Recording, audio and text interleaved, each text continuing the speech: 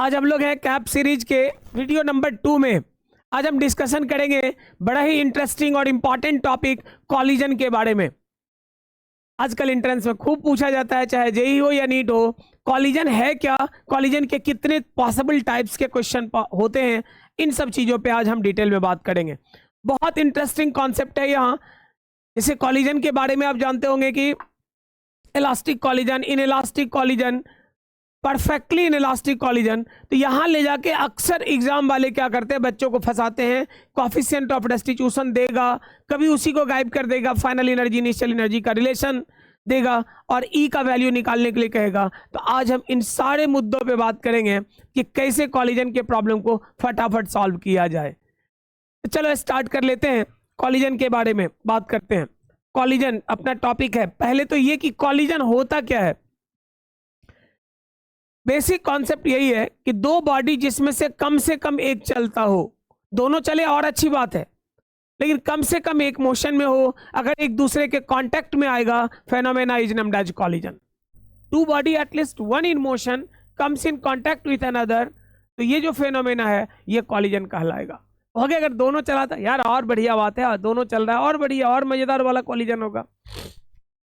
हालांकि planetary system में जाने पे ये चीजें थोड़ा बदल जाता है कि दो बॉडी के म्यूचुअल इंटरेक्शन के कारण अगर शेप एंड स्ट्रक्चर डिफॉर्म कर जाए, फेनोमेना भी कॉलिजन कहलाता है। इसे कहते हैं ना, उल्का पिंड टकरा रहने वाला था अर्थ से, तो सच्ची कहा कि किसी के छत से थोड़ी टकरा जा रहा था। अगर म्यूचुअल इंटरेक्शन के कारण, क्योंकि हैवी मास का खेल है, Gm1m2/r स्क्वायर फोर्स लगेगा, तो वो फोर्स अगर बहुत ज्यादा हुआ, डिफॉर्मेशन हो गया शेप में, उसको भी कॉलिजन बोलते हैं। लेकिन फिलहाल अपने मुद्दे पे आते हैं कि दो body at least one in motion अगर एक दूसरे के कांटेक्ट में आएगा तो फेनोमेना को कॉलिजन बोलेंगे। जैसे मान लो दो बॉडी, ये वॉल है अपना, एक बॉल है, ये जा रहा था, स्वाभाविक रूप से ये कभी ना कभी इसके कांटेक्ट में आएगा, ये कॉलिजन है। तुम कहोगे ऐसा ही क्यों, तो ये वाला ले लो यार, हॉरिजॉन्टल है, वर्टिकल से तुमने गिरा दिया, कहेंगे ये वाला क्या है, तो ये भी कॉलिजन है। इस दोनों केस में देख लो, एक ही बॉडी चल रहा है, दोनों नहीं चल रहा है, लेकिन अगर एक चल रहा है दूसरे के कांटेक्ट में आएगा, कॉलिजन तो है। तुम कहोगे अगर दोनों चला तो देख लेते हैं, ये m1 मास का है, ये m2 मास का है, ये इधर मोशन कर रहा है, ये इधर मोशन कर रहा है, ये भी कभी ना कभी कांटेक्ट में आएगा, कॉलिजन तो है। दोनों अगर सेम डायरेक्शन में है, this m1 is moving with u1 and this m2 is moving with u2, आप कह रहे हैं u2 बड़ा है आपका u1 से, स्वाभाविक है ये भी कांटेक्ट में आएगा, ये भी कॉलिजन है। ऐसा ही क्यों, ये वाला क्यों ना, एक बड़ा वाला बॉल ले लो, एक छोटा वाला बॉल, पैरेलल लाइन पे मोशन करा रहे हैं,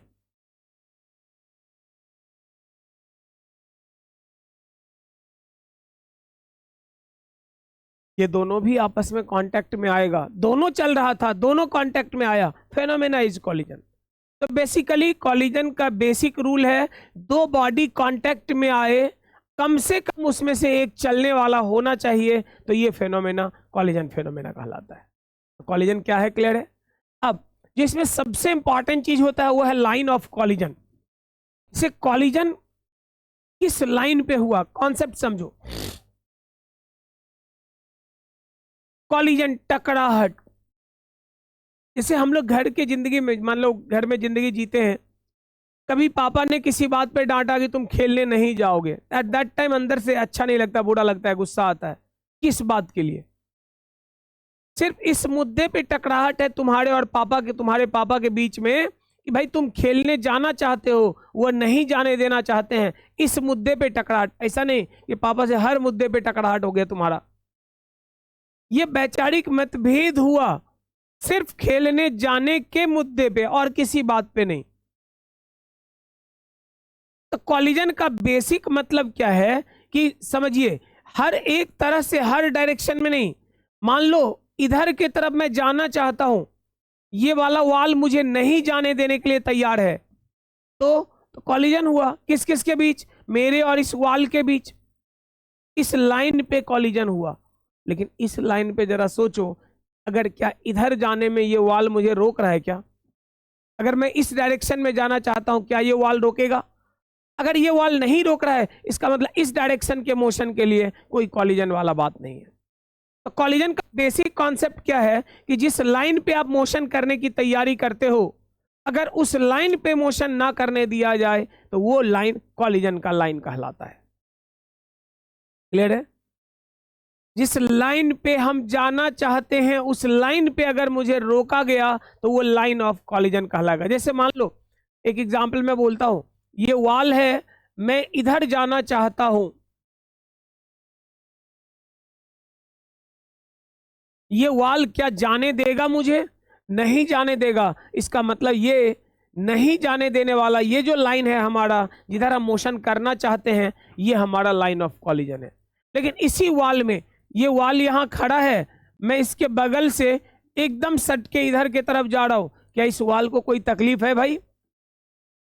क्या लाइन ऑफ कॉलिजन होगा? नहीं होगा, क्योंकि मेरे मोशन करने से इस वॉल का कुछ बिगड़ ही नहीं रहा है, तो भला कॉलिजन किस बात का मेरे और वॉल के बीच में? जेई जैसे एग्जाम को अगर एनालाइज करोगे तो जेई सबसे ज्यादा फंसाता है लाइन ऑफ कॉलिजन के कॉन्सेप्ट पे ले जाके, जो कि बच्चे परफेक्टली इनेलास्टिक के टाइम पे लाइन ऑफ कॉलिजन को लेकर ही गलत कॉन्सेप्ट यूज करते हैं और सवाल गलत हो जाता है। कैसे होता है आगे चल के हम देखेंगे। कंटिन्यू करो, देखते हैं क्या क्या पॉसिबिलिटी यहां बनता है। तो हमारा कहना बड़ा साफ है कि अगर इस लाइन पे आप जा रहे थे, इस लाइन पे उसने रोक दिया तो वो लाइन ऑफ कॉलिजन है। अगर इस लाइन पे जा रहे थे, किसी ने नहीं रोका, कोई लाइन ऑफ कॉलिजन नहीं है। कॉन्सेप्ट कहता है बस इतना कि अगर लाइन ऑफ कॉलिजन डिसाइड करना है तो दोनों कोलाइडिंग बॉडी का जो कोलाइडिंग पॉइंट है वहां एक टेंजेंट खींचो, और उस टेंजेंट पे जो परपेंडिकुलर लाइन होगा ना, वही लाइन ऑफ कॉलिजन कहलाएगा। जैसे मान लो मोशन करने का इधर मतलब बन रहा था इसका, इसी एग्जांपल को मैं रिपीट कर रहा हूं। अगर आप कहते हैं तो ये मोशन इधर करना चाह रहा था, तो आप कह दीजिए कि ये इस लाइन पे यही टेंजेंट खींच रहे हैं, और ये टेंजेंट पे जो परपेंडिकुलर यही वाला लाइन है, तो यही लाइन हमारा कोई और नहीं, लाइन ऑफ कॉलिजन है। आप अगर कहते हैं कि ये बॉल हमारा है, यू स्पीड से जा रहा था u1 से, ये बॉल हमारा u2 से, u1 कह रहे हैं बड़ा है u2 से, तो एक टाइम ऐसा आएगा जब ये दोनों कांटेक्ट में आ जाएगा। एट दैट टाइम ये कांटेक्ट पॉइंट पे टेंजेंट खींचो, इस टेंजेंट पे जो परपेंडिकुलर लाइन होगा यही हमारा लाइन ऑफ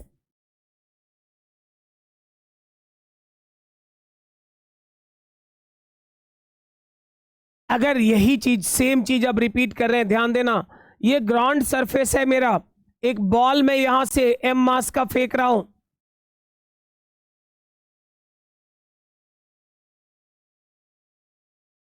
ये बॉल ना तो x में चल रहा है भाई, ना y में, xy प्लेन में इंक्लाइंड है ये। अगर है तो क्या कहोगे, इसके वेलोसिटी के दो कंपोनेंट हैं, मान लो ये एंगल मान लेते हैं थीटा,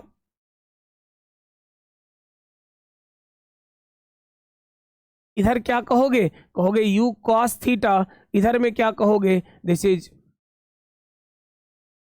थोड़ा ठीक से समझो तो, ये सरफेस है, इस सरफेस के लिए बॉल दो काम करना चाहता है, u cos थीटा से इधर, और यही सरफेस है बॉल u sin थीटा से इधर। जरा सोचो इस सरफेस को तकलीफ किससे होगा, u cos थीटा या u sin थीटा से? तो ऑब्वियस सा बात है u cos थीटा से दिक्कत है, क्योंकि u cos थीटा सरफेस को पेनिट्रेट करके नीचे जाने का कोशिश करेगा। मतलब बहुत क्लियर हो गया कि यही हमारा क्या है, तो लाइन ऑफ कॉलिजन है। यही मेरे लिए क्या है,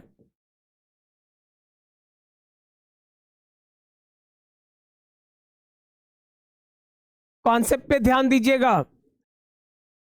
जिधर आप जाना चाहते हैं अगर किसी ने रोका उस, तो वो लाइन जिधर आप जाना चाहते थे वही लाइन लाइन ऑफ कॉलिजन कहलाएगा। ये बॉल वर्टिकल और हॉरिजॉन्टल दोनों में जाना चाहता था, सरफेस ने इसके वर्टिकल को नहीं, ये हॉरिजॉन्टल को नहीं, वर्टिकल को रोका है। अगर वर्टिकल को रोका तो स्वाभाविक है लाइन ऑफ कॉलिजन कोई और नहीं, कौन? तो वर्टिकल होगा। क्लियर है ये फंडा? आगे अगर आप कहते हो कि दो ऑब्जेक्ट के केस में ध्यान देकर देख लो, ये और ये तुम्हारा दो ऑब्जेक्ट है, this one is moving with u1 speed and this one is with u2। u1 and u2 speed से दोनों चल रहा था। इन दैट केस क्या होगा? तो क्या होगा कि इस पॉइंट पे टेंजेंट खींच लो भाई, और टेंजेंट पे जो परपेंडिकुलर वाला लाइन है यही अपने लिए कुछ और नहीं, यही क्या होगा? तो दिस इज लाइन ऑफ,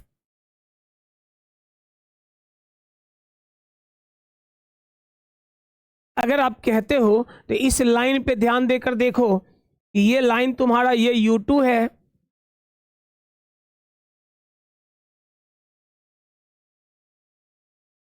एक बॉल का m2 वाले का स्पीड इधर, m1 वाले का इधर, ये एंगल मान लो alpha, this one is also alpha. आप क्या कहोगे? तो आप कहोगे इधर के तरफ कितना? तो u2 cos अल्फा, इधर के तरफ कितना? u1। यही अपने लिए लाइन ऑफ कॉलिजन है। तो अलोंग लाइन ऑफ कॉलिजन दोनों का जो स्पीड होगा u1 cos alpha and u2 cos alpha होगा। कॉन्सेप्ट इतना ही याद रखना है कि दो कोलाइडिंग बॉडी जिस जगह पे कांटेक्ट में आया वहां टेंजेंट खींचो, टेंजेंट पे परपेंडिकुलर वाला लाइन हमारा लाइन ऑफ कॉलिजन है। क्लियर हो गया? जेई जैसे एग्जाम में ये लाइन ऑफ कॉलिजन थोड़ा नहीं बहुत इंपॉर्टेंट रोल प्ले करेगा, इसीलिए बहुत ध्यान रखना उस पे। अगला एक दो कॉन्सेप्ट हमेशा दिमाग में बैठा के चलना कि अगर कॉलिजन हो रहा है किसी भी टाइप का है, मैटर नहीं करता कौन सा टाइप, नाम बाद में आएगा, परफेक्टली इलास्टिक, परफेक्टली इनइलास्टिक या इनइलास्टिक कॉलिजन। एक बात पक्के तौर पे दिमाग में बैठा के रख लेना कि भैया कोई टाइप का कॉलिजन होगा, मोमेंटम तो सिस्टम का कंजर्व रहेगा ही, मतलब पी इनिशियल सिस्टम का, पी फाइनल सिस्टम का हर हाल में सेम होगा, हर हाल में सेम होगा। कॉलिजन का टाइप कोई भी रहे, दैट डजंट मैटर। याद इतना रखना, initial momentum and final momentum हर हाल में क्या होगा? इक्वल रहेगा। अगर मान लो मैंने कहा कि ये मास m1 चल रहा था u1 से, m2 चल रहा था बच्चा u2 से। भैया u2 मैंने कहा बड़ा है u1 से, स्वाभाविक है कभी ना कभी दोनों टकराएगा। टकराने के बाद दोनों अलग अलग चलने लगा, this m2 with v2 and this m1 with v1। During process of collision, ये कॉलिजन जब हो रहा था तब का बात है। हो क्या रहा था यहां ये देख लो, m2 के पास स्पीड ज्यादा था, ये जाना चाहता था, m1 जाने देने को तैयार नहीं था। As a result of that ये डिफॉर्मेशन हुआ है। तो वन ने इस पे फोर्स लगाया था, फोर्स ऑन 2/1, इसने भी नहीं छोड़ा था न्यूटन्स लॉ के हिसाब से, कोई एक्सटर्नल नहीं था, इसीलिए दोनों पे ये फोर्स इक्वल मैग्नीट्यूड का अपोजिट डायरेक्शन में लगेगा। हम इसी फोर्स को एनालाइज करते हैं तो मोमेंटम कंजर्वेशन थ्योरम आ जाता है। लेकिन मतलब नहीं है उतना डेरिवेशन का, सीधा सीधा फंडा याद रखेंगे। इनिशियल मोमेंटम सिस्टम का, बॉडी का नहीं। याद रखना बॉडी का मोमेंटम बदलता है, सिस्टम का मोमेंटम, ये अपना क्या है? ये सिस्टम है। तो एक बार बच्चे कंफ्यूज कर जाते हैं, उन्हें याद लगता है कि मोमेंटम बॉडी का चेंज नहीं करेगा। भैया बॉडी का पूरा पूरा चेंज करेगा, सिस्टम का मोमेंटम नहीं बदलेगा, ये तय है। आप क्या कहेंगे? तो इनिशियल मोमेंटम आप कहोगे कितना? m1 u1 m2 u2, और फाइनल में क्या कहोगे?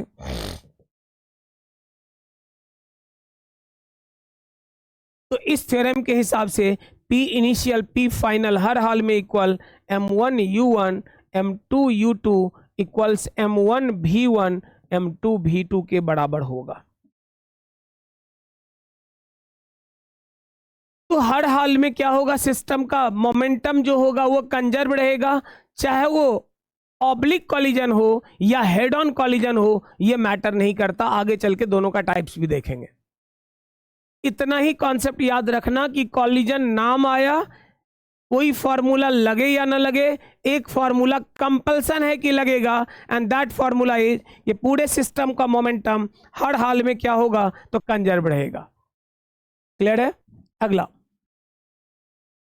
टाइप्स ऑफ कॉलिजन कितने तरह का होगा? बेसिकली हम लोग कहते हैं कि 3 टाइप का कॉलिजन है, परफेक्टली इलास्टिक, परफेक्टली इनइलास्टिक और इनइलास्टिक कॉलिजन। परफेक्टली इलास्टिक क्या है? ऐसा कॉलिजन जिसमें दोनों कोलाइडिंग बॉडी कॉलिजन के बाद सेपरेट मोशन करेगा। कॉन्सेप्ट नंबर 1 ध्यान देना कि कॉलिजन के बाद दोनों बॉडी अलग अलग चलेगा, अलोंग लाइन ऑफ कॉलिजन भी और कोई और भी लाइन रहेगा, तो दोनों लाइन पे कोई लाइन रहे कोई मतलब नहीं, लेकिन दोनों बॉडी चिपकेगा नहीं, साथ साथ चलेगा। दोनों बॉडी का अपना अपना अलग अलग वेलोसिटी रहेगा। Such type of collision is named as perfectly elastic collision. इस कॉलिजन के प्रोसेस में मोमेंटम तो सबके लिए कंजर्व रहेगा, लेकिन अब इस प्रोसेस में total kinetic energy of system भी कंजर्व रहता है। परफेक्टली इलास्टिक उसी को कहेंगे जिसमें एनर्जी का लॉस नहीं होगा, हमारा लीनियर मोमेंटम और काइनेटिक एनर्जी दोनों का दोनों कंजर्व रहेगा, दोनों बॉडी अलग अलग चलेगा, सेपरेट मोशन करेगा, कंबाइन मोशन का कोई फंडा नहीं होगा।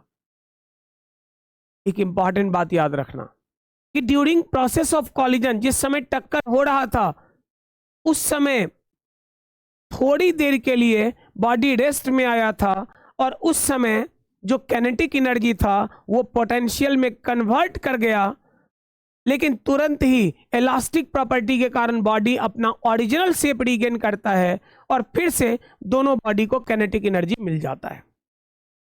दोनों टकराहट तो किया, लेकिन टकराहट के प्रोसेस में एनर्जी जो हुआ थोड़ी देर के लिए पोटेंशियल में कन्वर्ट हुआ, लेकिन कन्वर्जन के तुरंत बाद इलास्टिक प्रॉपर्टी के कारण फिर शेप रीगेन करेगा, वंस अगेन काइनेटिक से चलना शुरू कर लेगा।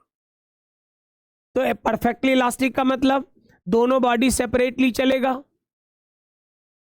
लीनियर मोमेंटम कंजर्व रहेगा, ये तो सबके लिए रहेगा, यहां एनर्जी का भी लॉस नहीं होगा, सिस्टम का टोटल एनर्जी भी क्या रहेगा, कंजर्व रहेगा। यही बात लिखा हुआ है। फाइनल, इनिशियल, आफ्टर कॉलिजन दोनों का वेलोसिटी जो होगा वो अलग अलग है। इंटरेस्टिंग है परफेक्टली इनइलास्टिक को समझना। किसको बोलते हैं सोचो। तो बच्चे नॉर्मली इनिशियल मोमेंटम फाइनल बराबर ये बोलते हैं, ये सही है। उसके आगे हम लोग ये भी याद रखते हैं कि भाई एनर्जी का लॉस होगा, स्टेटमेंट ये भी सही है, मतलब फाइनल एनर्जी सिस्टम का जो होगा आपके इनिशियल एनर्जी से कम होगा, एकदम करेक्ट वाली बात है, इसमें कहीं कोई गड़बड़ नहीं है। तीसरा प्रॉपर्टी जो सबसे इंटरेस्टिंग है, लोग बोल देते हैं कि भाई दोनों कोलाइडिंग बॉडी ना मिलकर एक सिंगल बॉडी हो जाएगा। बस यही एक पॉइंट है जो नीट के एग्जाम तक तो काम चला देता है, जो तुम सोच रहे हो क्योंकि वहां सीधा सीधा हेड ऑन वाला कॉन्सेप्ट है, काम चल जाता है। जो तुम समझ रहे हो एकदम सही हो जाता है। कुछ हद तक जेई मेन में भी काम चल जाता है, कुछ हद तक, पूरी तरह से नहीं, लेकिन जेई एडवांस बिल्कुल यहाँ खेल जाता है सवाल डाल के, या जेई मेन के भी अच्छे सवाल आते हैं तो यहाँ खेल जाता है। कॉन्सेप्ट क्या कह रहा है समझो, अलोंग लाइन ऑफ कॉलिजन दोनों कोलाइडिंग बॉडी मिलकर एक सिंगल बॉडी हो जाएगा। इसका मतलब along line of collision final velocity of both colliding body are same. एक बात मुझे बताओ, जिस लाइन पे मेरा टकराहट ही नहीं था किसी से, उस लाइन पे बड़ा मेरे से वेलोसिटी में बदलाव किस बात का होगा? सामने सामने जा रहे हैं, एक बॉल जा रहा है, दूसरा आके टकरा गया, तो भाई एक ही लाइन पे था, लाइन ऑफ कॉलिजन भी यही था जिधर उसका वेलोसिटी था, इसलिए दोनों मिलके सिंगल बॉडी हो गया। लेकिन अगर इंक्लाइंड मारे तो इन दैट केस हमारा परपेंडिकुलर लाइन पे, परपेंडिकुलर वाले लाइन पे कॉलिजन है, हॉरिजॉन्टल वाले पे तो नहीं है। तो परपेंडिकुलर वाले लाइन पे दोनों कोलाइडिंग बॉडी का वेलोसिटी सिंगल हो जाएगा, न कि हॉरिजॉन्टल वेलोसिटी खत्म हो जाएगा। तो कॉन्सेप्ट एप्लीकेशन देखेंगे थोड़ी देर में। कॉन्सेप्ट याद रखना कि अलोंग लाइन ऑफ कॉलिजन दोनों कोलाइडिंग बॉडी ऐसा बिहेव करेगा जैसे दो बॉडी नहीं है, एक सिंगल बॉडी है। मतलब अलोंग लाइन ऑफ कॉलिजन दोनों बॉडी का वेलोसिटी आफ्टर कॉलिजन इक्वल होगा। और सबसे लास्ट में there is loss in kinetic energy after collision. देख लो, along line of collision both colliding body moving with same velocity. Collision वाले लाइन पे दोनों कोलाइडिंग बॉडी सेम वेलोसिटी से चलेगा। क्लियर? इनइलास्टिक सबसे इंटरेस्टिंग कॉलिजन यही है। मैं तो यही बोलूंगा कि अगर फाइनली इनइलास्टिक याद कर लो तो भैया 2-3 फॉर्मूला में ही पूरा कॉलिजन तुम्हारा खत्म हो जाएगा। इतना कहानी का कोई जरूरत नहीं है, क्योंकि कॉफिशिएंट ऑफ रेस्टिट्यूशन का वैल्यू पुट करते चलेंगे, परफेक्टली इलास्टिक परफेक्टली इनइलास्टिक खुद तैयार होता जाएगा। ओरिजिनल कॉलिजन तो इनइलास्टिक ही है। लेकिन चलो अलग अलग पढ़ लेते हैं, केसेज अलग अलग देखते हैं। यहां भी क्या होगा, ये तो रहेगा। फाइनल एनर्जी क्या होगा, तो एनर्जी का लॉस होगा भाई।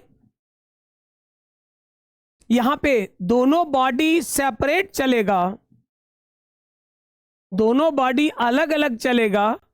हो गई, ये तो परफेक्टली इलास्टिक में भी बोले थे, लेकिन वहां एनर्जी कंजर्व्ड है था, यहां एनर्जी लॉस करते हुए भी अलग अलग चलेगा। लॉस भी होगा, थोड़ा सा प्रॉपर्टी परफेक्टली इलास्टिक का भी रहेगा और थोड़ा सा प्रॉपर्टी परफेक्टली इलास्टिक का भी रहेगा। दोनों का मिक्स करके एक फाइनल कॉन्सेप्ट तैयार होगा। तो हम लोग देखते हैं आगे कि हमारे लिए क्या है perfectly elastic collision. Perfectly elastic में सबसे पहला है head on collision. Head on का मतलब है कि centre of mass of both colliding body, दोनों टकराने वाले बॉडी का centre of mass m1 moving with u1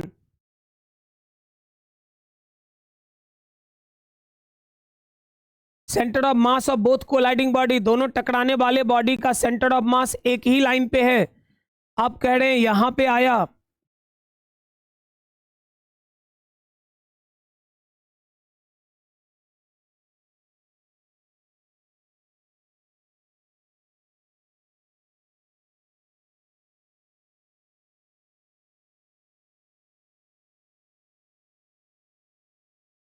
यह है बिफोर कॉलिजन,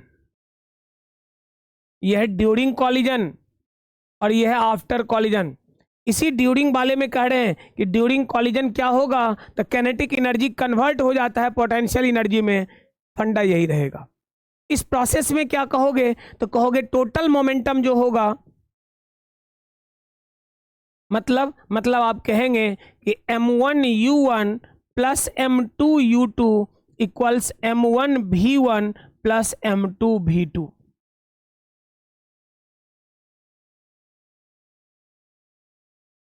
क्लियर है? ये हर हाल में वैलिड होगा। इतना ही नहीं, थोड़ा और कहोगे तो ये भी कह सकते हो कि इनिशियल एनर्जी जो तुम्हारा है वो इनिशियल एनर्जी भी भाई फाइनल एनर्जी के बराबर। इसका मतलब half m1 u1 square half m2 u2 square and that equals कितना के, तो हाफ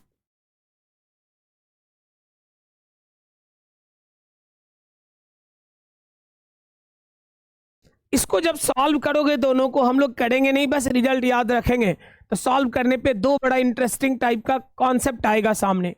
पहला ये कि भाई अगर इलास्टिक है तो आप एक बात तो तय मान लीजिए कि m1 u1 m2 u2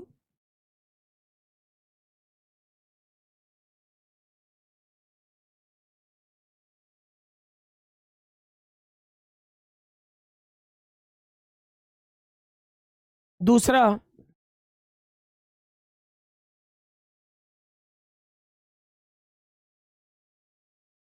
first body के इनिशियल और फाइनल वेलोसिटी का समेशन सेकेंड बॉडी के इनिशियल और फाइनल वेलोसिटी का समेशन हर हाल में सेम होगा। अब एजम्पशन में हमने अच्छा करा हुआ है कि भाई एक्स एक्सिस में आगे की तरफ दोनों जा रहा था, लेकिन एग्जाम ऐसा नहीं करेगा कि जरूरी नहीं कि एक ही डायरेक्शन में जाए, मे बी अपोजिट रहे। तो बचने का उपाय यही हो गया कि आप वेक्टर फॉर्म दे दीजिए, वो जिधर होगा वो प्रॉपर कंसीडर करेंगे। ये दोनों फार्मूला यूज करो परफेक्टली इलास्टिक के लिए, कोई भी सवाल होगा एकदम आसानी से सॉल्व हो जाएगा। अगर परफेक्टली इलास्टिक कॉलिजन है हेड ऑन वाला तो ये दो फॉर्मूला यूज करो, जो अननोन होगा एकदम सामने आएगा, उसके लिए कुछ अलग से करने की जरूरत नहीं है। पहला मोमेंटम कंजर्वेशन जो सबके लिए है, दूसरा summation of initial and final velocity of first object equal summation of initial and final velocity of second object। First का इनिशियल फाइनल वेलोसिटी याद रखना, स्पीड नहीं, वेलोसिटी मतलब मैग्नीट्यूड के साथ साथ डायरेक्शन का भी ख्याल रखेंगे। फर्स्ट के इनिशियल और फाइनल का समेशन सेकंड के इनिशियल फाइनल का समेशन हर हाल में इक्वल होगा। अब अगला की ऑब्लिक रहेगा, तो ऑब्लिक का मतलब वो पहले देख लो। ऑब्लिक का मतलब है कि अगर एक बॉडी आपका इधर जा रहा था और एक बॉडी आपका इधर जा रहा था,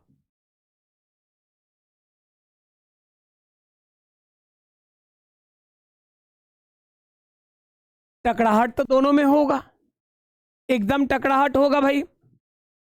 टकराहट के बाद क्या करेगा दोनों?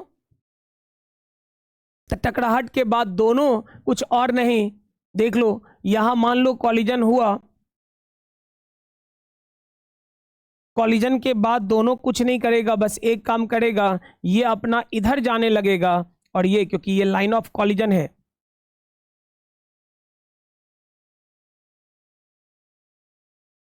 ये अपना इधर चलना शुरू कर लेगा, ये इस डायरेक्शन में भागेगा विथ वेलोसिटी v1, ये इस डायरेक्शन में भागेगा with velocity v2।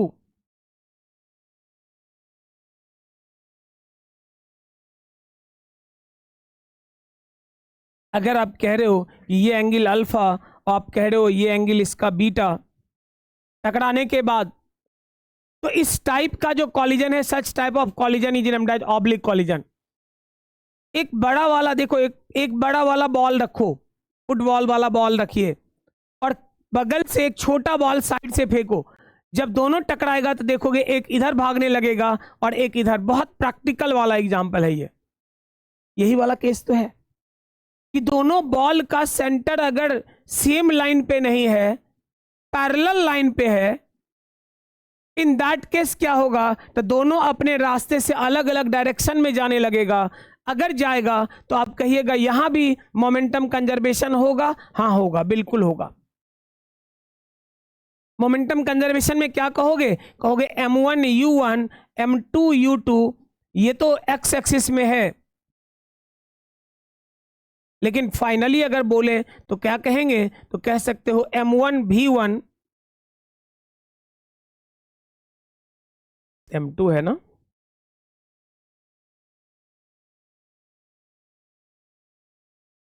m1 v1 cos beta i minus m1 v1 sign beta j और plus m2 v2 cos alpha i plus m2 v2 sign beta j।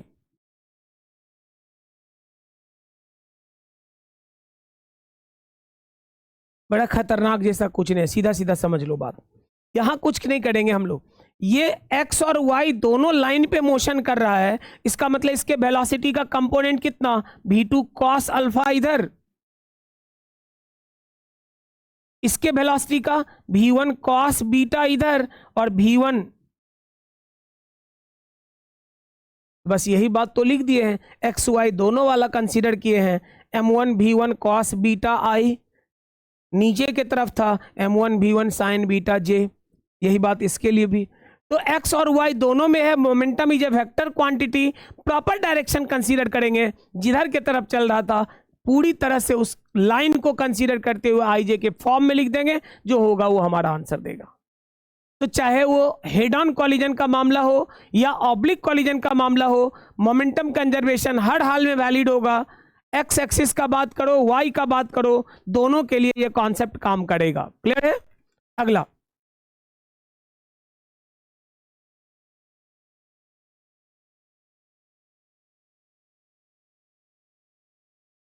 Head on में perfectly elastic,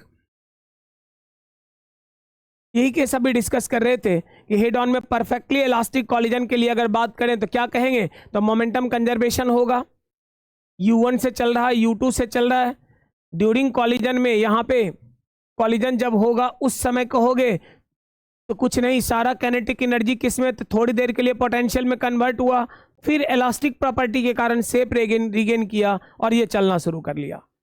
बड़ा सवाल हमारे लिए होता है कि भैया कॉलिजन के बाद दोनों का वेलोसिटी क्या होगा। कॉन्सेप्ट तो मैंने बता दिया कि भाई मोमेंटम कंजर्वेशन लगाओ पहला, और दूसरा क्या करोगे, तो इनिशियल फाइनल वेलोसिटी का समेशन फर्स्ट का इनिशियल फाइनल वेलोसिटी का समेशन सेकंड का इक्वल कर लो, तुम्हारा काम हो जाएगा। ये तो कॉन्सेप्ट है, लेकिन उतना कितना करेंगे, तो ज्यादा अच्छा है कि फाइनल वेलोसिटी के लिए दो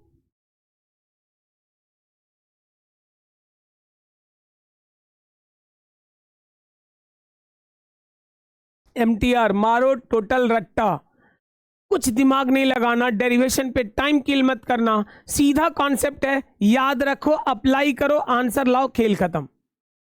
कैसे हुआ क्या हुआ रिसर्च करने की जरूरत नहीं, रिसर्च करना हो तो मैंने पहले बताया भैया एनर्जी कंजर्वेशन लगा दो, मोमेंटम कंजर्वेशन लगा दो, परफेक्टली इलास्टिक है, दोनों वैलिड है, और फिर फुर्सत है तो सॉल्व करो। अगर नहीं, क्योंकि ऑब्जेक्टिव एग्जाम की तैयारी में इंपॉर्टेंट चीज है कि हम डेरिवेशन पे नहीं रिजल्ट पे ट्रस्ट करते हैं, तो हम उतना सारा टाइम क्यों किल करेंगे डेराइव करने में, हम डायरेक्ट पुटिंग गेटिंग करेंगे और आंसर पे पहुंच जाएंगे। तरीका क्या होगा, तो साफ है कि ये, अब देखो क्या कहेंगे रट्टा के लिए, क्या कैसे याद रखें, v1 final velocity of 1, v1 क्या है, फाइनल वेलोसिटी ऑफ 1। अगर 1 का फाइनल वेलोसिटी है तो देखो डिनोमिनेटर में दोनों के मास का समेशन एकदम रहेगा, 2 का फाइनल है तब भी डिनोमिनेटर में मास का समेशन रहेगा, लेकिन अगर 1 का फाइनल वेलोसिटी निकालना है तो 2 के मास का 2 टाइम्स डिनोमिनेटर में, v1 के लिए 2m2u2, v2 के लिए 2m1u1, मतलब जिसके बारे में बात कर रहे हो, जिसका फाइनल वेलोसिटी निकालना चाह रहे हो, उसका नहीं, दूसरे के मास का दोगुना नोमिनेटर में होगा। 1 का चाहते हैं 2m2u2, 2 का चाहते हैं 2m1u1। क्लियर है, तो पहला वाला पार्ट क्लियर है कि अगर 1 का चाहते हैं 2m2u2, 2 का चाहते हैं 2m1u1, डिनोमिनेटर तो फिक्स है। अब देखो 2 का काम हो गया, तो अगला पार्ट में क्या करेंगे, 1 का बात कर रहे थे तो 1 माइनस 2 का मास, 2 का बात कर रहे थे 2 माइनस 1 का मास, 2 का बात कर रहे थे तो 2 माइनस 1 का मास, 1 का बात कर रहे थे 1 माइनस 2 का मास। अब पॉजिटिव में m1 है, u1 होगा, m2 है, u2 होगा। तो कॉन्सेप्ट क्या कहता है, ध्यान देना फिर से, v1 निकालना है, समझो अब v1 निकालना है डायरेक्ट, 1 का बात कर रहे हैं तो नोमिनेटर में 2 के मास का 2 गुना, मतलब 2m2, m2 है इसलिए u2, 2m2u2 divided by m1 plus m2, एक पार्ट हो गया। v1 का बात कर रहे थे 1 का कर रहे हैं इसलिए 2 के मास का 2 गुना, 2m2u2 divided by m1 plus m2, 2 का बात कर लिया। तो अगला पार्ट क्या, तो m1 minus m2 by m1 plus m2 into m1 पहले लिखे हैं इसीलिए u1। यही अगर v2 चाहिए तो 2 का वेलोसिटी फाइनल चाहिए तो 1 के मास का 2 गुना 2m1u1 by m1 plus m2, 2 का बात कर रहे हो m2 minus m1 by m1 plus m2 into u2। Clear है ये, तो ये एक बेसिक फॉर्मूला है जिसको अप्लाई करके आप किसी भी प्रॉब्लम के लिए बड़े आसानी से सॉल्यूशन निकाल सकते हैं कि फाइनल वेलोसिटी का वैल्यू क्या होगा भाई, तो कैलकुलेट हम लोग को करना रहेगा फाइनल वेलोसिटी, बड़े आराम से सॉल्व कर लेंगे। कहोगे लाए कहाँ से, लाए कहीं से नहीं, आपको अगर सॉल्व करने का मन करे तो P initial P final m1 u1 m2 u2 m1 v1 m2 v2 and e initial e final half m1 u1 square half m2 u2 square half m1 v1 square half m2 v2 square, बैठ के आराम से solve करना, यही दोनों result आएगा। Clear है, फिर से मैं एक बार बोलूंगा कि बिल्कुल सॉल्यूशन करने पे भरोसा नहीं करना, सीधा सीधा रिजल्ट याद रखना। 1 का फाइनल वेलोसिटी चाहिए तो 2m2u2 by m1 plus m2, एक पार्ट प्रॉब्लम का। 2m2 हो गया, आगे क्या था, m1 minus m2 by m1 plus m2 into u1। v2 चाहिए, 2 का चाहिए, इसलिए 1 के मास का 2 गुना 2m1 u1 by m1 plus m2 plus 1 का बात हो गया m2 minus m1 by m1 plus m2 into u1 के। क्लियर है ये? चलो आगे देखते हैं इससे रिलेटेड कितने पॉसिबल टाइप्स के क्वेश्चंस होते हैं जो हमें परेशान करने के लिए सामने आता है। तो पहला टाइप है कि भैया अगर टकराने वाला दोनों बॉडी का मास इक्वल है, अगर दोनों का मास इक्वल है तो मास इक्वल है m1 और ये दोनों इक्वल है, तो कहोगे तो क्या होगा, फॉर्मूला अपने हाथ में है, खुद देख लो। मैं कह देता हूं भाई वेक्टर फॉर्म मार लो और बढ़िया रहेगा, ओरिजिनली ये वेक्टर फॉर्म है ही।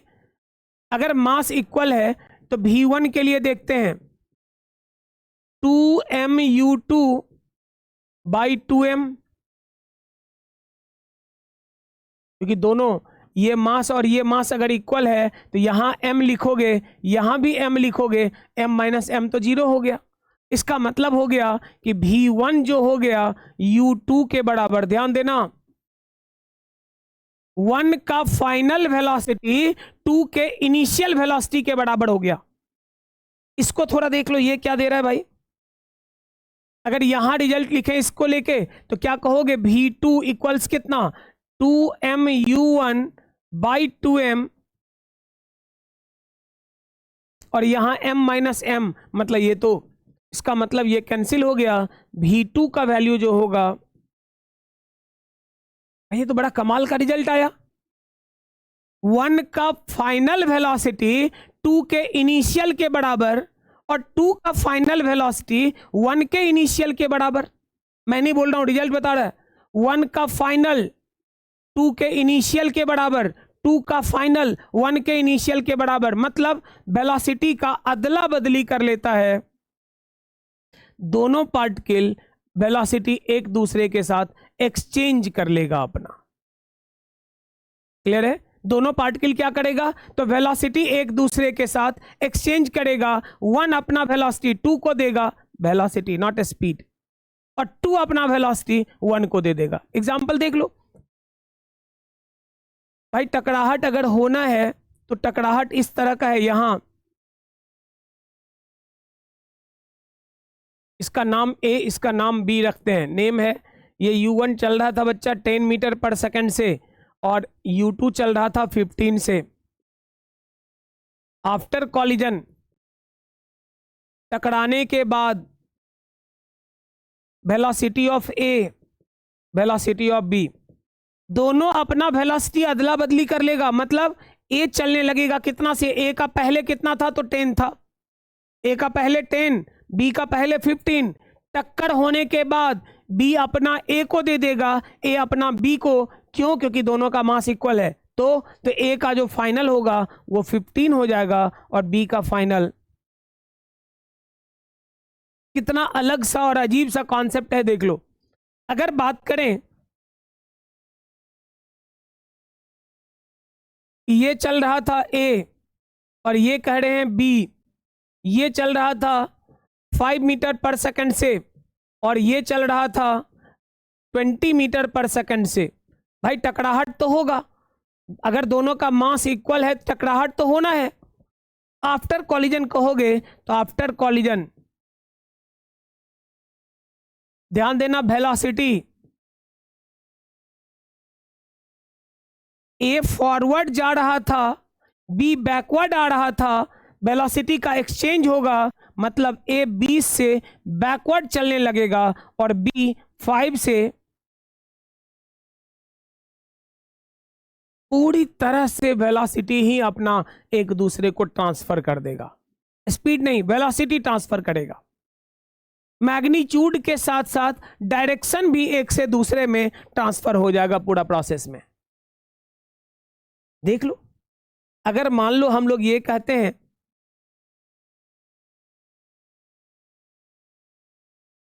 एक बॉडी है A, ये रेस्ट में है, ये बॉडी है B, दोनों का मास कहा गया इक्वल है।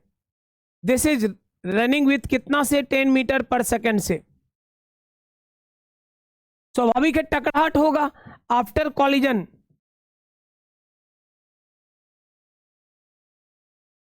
वेलोसिटी ऑफ ए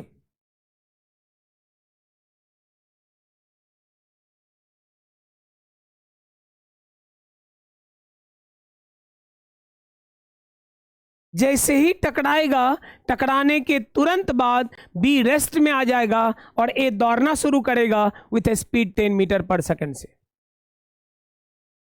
तो जितने भी मल्टीपल बॉडी हो, मास अगर सबका इक्वल है तो कॉन्सेप्ट याद रखना कि कॉलिजन के प्रोसेस में वो सब अपना वेलोसिटी एक्सचेंज करता है। हर बॉडी अपना वेलोसिटी दूसरे को ट्रांसफर कर देगा। वेलोसिटी अगर मान लो, एक एग्जांपल देख लो, लास्ट एक एग्जांपल हम लोग देखते हैं कि अगर मल्टीपल बॉडी का कॉन्सेप्ट है,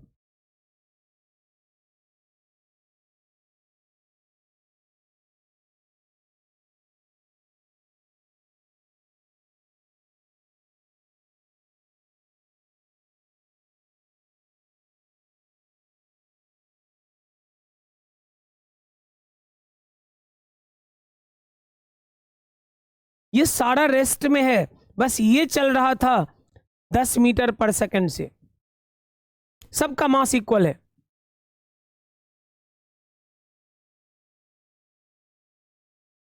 कहता आफ्टर कॉलिजन क्या होगा भाई? टक्कर के बाद क्या होगा?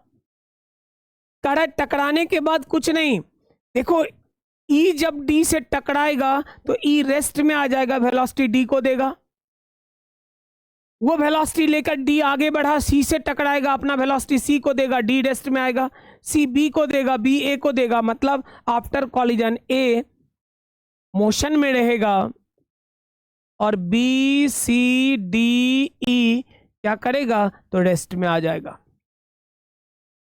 बड़ा अजीब सा कॉन्सेप्ट है कि इस तरह के टक्कर के बाद कौन चलेगा? तो ये अकेला मोशन करेगा, बाकी सबका सब रेस्ट में आएगा।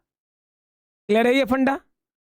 तो बहुत इंटरेस्टिंग है और सवाल खूब आता है, स्पेशली नीट और जेई मेन में इक्वल मास वाला थ्योरी बहुत हिट रहता है, तो बहुत ध्यान देना प्रॉब्लम सॉल्व करने के दौरान इसको।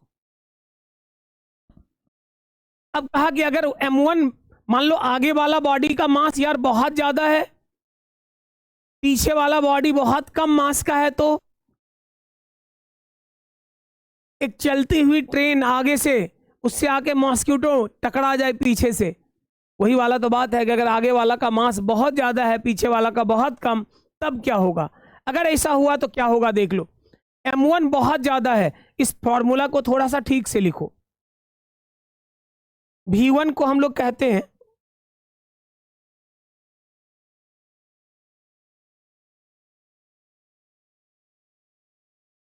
M1 बहुत ज्यादा है, बहुत बड़ा में बहुत छोटा टर्म जोड़ेंगे कोई फायदा नहीं। अगर ये बहुत बड़ा है तो छोटा जोड़ने से भी कोई फायदा नहीं, वो तो M1 के बराबर ही रह जाएगा। यहां पे वही हो रहा है, M1 ठीक है, M2 बहुत छोटा है। बहुत छोटा टर्म अगर एडिशन सब्ट्रैक्शन में रहता है हम उसे करते हैं, मल्टीप्लिकेशन डिवीजन में नहीं। जरा सोचो 10,000 में 0.0001 को ऐड करो, आप कहोगे 10,000 है, घटा लो आप कहोगे 10,000 है, मल्टीप्लाई कर लो पूरे को 1 करवा देगा।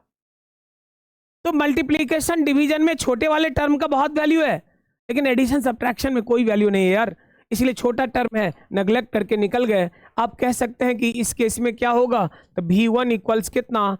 2M2/M1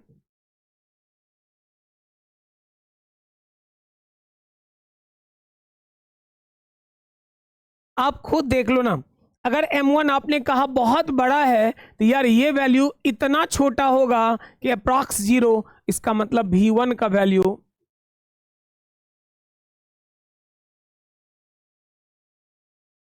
अगर कोई ऑब्जेक्ट बहुत बड़े वाले मास से टकरा जाता है, आगे आगे चल रहे हो, बड़े मास से टकराता है, तो उसके वेलोसिटी पे कोई फर्क वर्क नहीं पड़ता। होगे फिर इसका क्या होगा? तो देख लेते हैं इसके वेलोसिटी को, इसके वेलोसिटी पे क्या फर्क पड़ा वो देखेंगे। अब कहते हैं v2,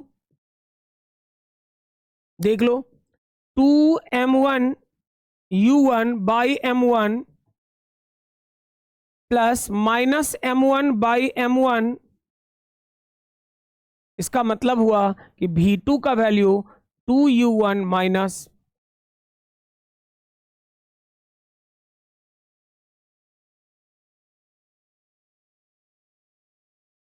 कह रहा है कि 2 वाले का वेलोसिटी कितना होगा, तो 2 टाइम्स ऑफ वेलोसिटी ऑफ 1, 1 के वेलोसिटी का कितना, तो 2 गुना होगा, और माइनस 2 का अपना वेलोसिटी घट जाएगा भाई। अगर मान लो कि इसका वेलोसिटी बात करें तो कहता है 2 गुना इसके वेलोसिटी का 2 टाइम्स में से अपना वेलोसिटी घट जाएगा, उसका उतना ही वेलोसिटी किसका, तो 2 का हो जाएगा। कोई कंफ्यूजन का बात है तो बोलो, क्लियर है। तो अगर मान लो कि आगे वाला बॉडी बहुत हैवी है, ये बॉडी बहुत हैवी मास है, ये बहुत कम मास है, जाकर टकराता है, अगर टकरा रहा है इन दैट केस क्या होगा, तो v1 का वैल्यू हमने निकाल लिया और v2 का वैल्यू भी निकाल के देख लिया कि v2 का वैल्यू कितना।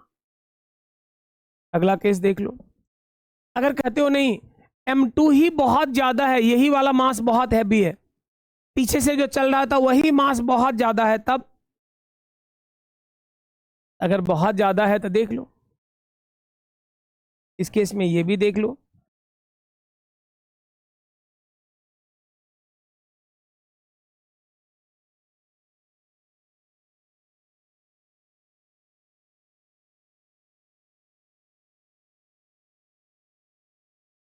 m2 बहुत ज्यादा है, 2m2u2,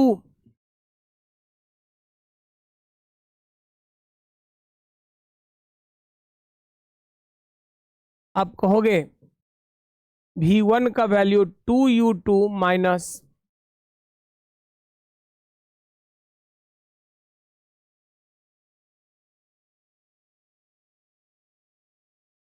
अगर पीछे वाले बॉडी का मास बहुत ज्यादा है अगले वाले से, तो टकराने के बाद 1 का वेलोसिटी क्या होगा, तो 1 के वेलोसिटी में कोई गड़बड़ नहीं, जो वेलोसिटी है वो रहेगा एज इट इज।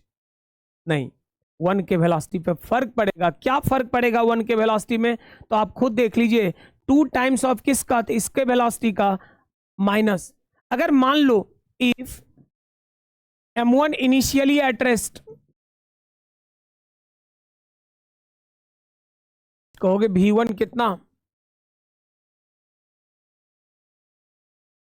चलती हुई ट्रेन से अगर कोई ऑब्जेक्ट कोलाइड करता है, कॉलिजन के बाद क्यों वो फॉरवर्ड की तरफ चला जाता है, देख लो, क्योंकि कॉलिजन के समय यही हैवी मास ये है, मतलब चलती हुई ट्रेन, कोई छोटा ऑब्जेक्ट टकराया, तो टकराने के बाद क्या होगा, तो उस ऑब्जेक्ट का जो वेलोसिटी होगा वो ट्रेन के वेलोसिटी का 2 गुना हो जाता है। At instant of collision object को मिला हुआ वेलोसिटी ट्रेन के वेलोसिटी, ट्रेन बहुत हैवी है लेकिन उसके वेलोसिटी का कितना टाइम्स, 2 टाइम्स हो जाएगा। ओके, इस प्रोसेस में क्या ट्रेन के वेलोसिटी पे कोई फर्क पड़ेगा, देख लो 2m1 तो बहुत छोटा है यार,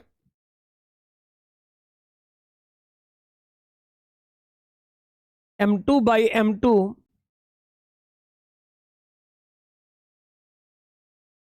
इसलिए अगर बात करें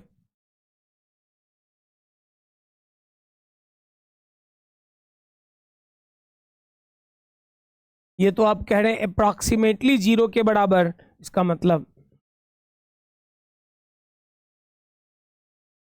अगर ट्रेन किसी ऑब्जेक्ट से कोलाइड कर गया, इन दैट केस ट्रेन के वेलोसिटी पे कोई फर्क नहीं पड़ेगा, लेकिन एट इंस्टेंट ऑफ कॉलिजन वो कोलाइडिंग बॉडी जो था उसको ट्रेन के वेलोसिटी के बराबर नहीं, ट्रेन के वेलोसिटी का 2 गुना वेलोसिटी मिल जाएगा। यही सही है, कोई दिक्कत वाली बात है तो बोलो। तो अगर बहुत हैवी मास का बॉडी कोलाइड करता है, मतलब ट्रेन अगर टकरा जाता है किसी ऑब्जेक्ट से, कॉन्सेप्ट साफ कहता है कि ट्रेन के वेलोसिटी पे कोई फर्क नहीं पड़ेगा, ऑब्जेक्ट का वेलोसिटी 2 गुना हो जाएगा। एग्जाम वाले बड़े कोड वाला सवाल यहां से निकालते हैं कि ये टकरा गया, हैवी मास का था 100 किलो का, तो 1000 किलो का, 100 ग्राम से टकरा गया तो क्या होगा, तो बड़ा आसान सा कॉन्सेप्ट है यार, at instant of collision, just after collision heavier mass का बॉडी अगर टकराया है उसके वेलोसिटी पे कोई फर्क नहीं, छोटे वाले को बड़े वाले के वेलोसिटी का 2 गुना दे देना बस। क्लियर है? चलो अगला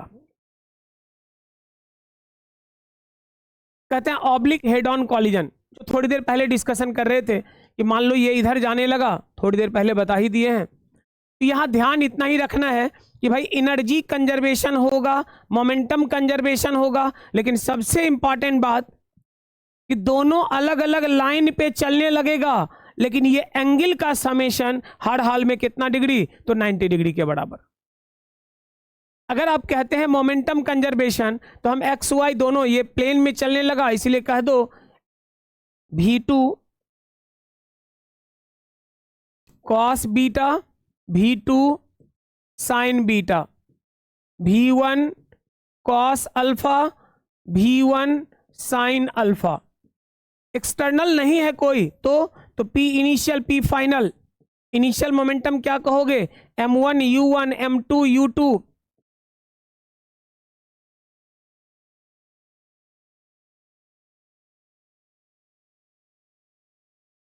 एक्स एक्सिस का ले लिए,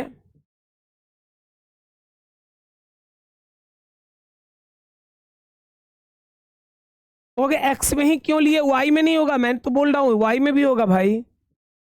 पूरा मोमेंटम कंजर्व रहेगा, चाहे एक्स का बोलो वाई का बोलो। वाई में शुरुआत में था नहीं, बाद में हुआ क्या, m1 v1 sine alpha. Minus में क्यों, क्योंकि ये कंपोनेंट किधर काम कर रहा है, नीचे की तरफ। इसके लिए कहोगे क्या होगा, तो m2 v2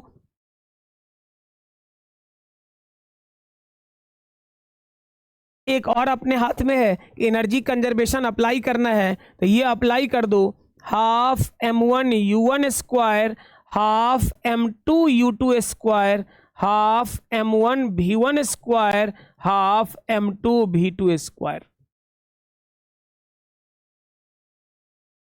इक्वेशन गिनो, अननोन गिनो। इक्वेशन आपके हाथ में 3 आया है, अननोन आप गिन लिए। आपके पास v1 v2 alpha beta 4 unknown है। तो एक मैंने बोला ना कि ये तो ऑब्लिक में यही है कि 2 बॉडी है कोलाइड करने वाला। मान लो 2 बॉल है बड़ा वाला, वो एक को आगे रखे, एक को इधर, सामने सामने नहीं किनारे से। अगर इसको उसके तरफ फेंकेंगे, देखोगे दोनों किनारे से अगर टकराया, एक इधर जाने लगेगा एक इधर। इसी तरह के कॉलिजन का नाम ऑब्लिक कॉलिजन है। तो ऑब्लिक कॉलिजन में क्या होगा, मोमेंटम कंजर्व रहेगा, हाँ रहेगा, एनर्जी कंजर्व रहेगा, हाँ जी रहेगा। अप्लाई करेंगे, जो अननोन होगा सामने हो जाएगा। अगला, परफेक्टली इनइलास्टिक। भाई साहब परफेक्टली इनइलास्टिक, तो टकराने के बाद ये जो है, ये दोनों अलग अलग नहीं, ये दोनों एक्चुअली, क्योंकि लाइन ऑफ कॉलिजन यही है। अगर लाइन ऑफ कॉलिजन कोई और होता तो बात अलग था। लाइन ऑफ कॉलिजन यही है, इसीलिए इस लाइन पे दोनों बॉडी एक सिंगल बॉडी बनकर आगे निकलेगा। अगर एक ही लाइन पे, तो आफ्टर कॉलिजन बोथ बॉडी क्या कहोगे, मूव्स टुगेदर। दोनों बॉडी क्या करेगा भैया, तो दोनों अलग अलग नहीं चलेगा। दोनों क्या करेगा, तो दोनों हर हाल में एक साथ एक ही लाइन पे चलता चला जाएगा। इस प्रोसेस में एक बात तो तय है कि भाई मोमेंटम का कंजर्वेशन होगा, हाँ होगा। पी इनिशियल पी फाइनल रहेगा, ये तो हमेशा रहेगा।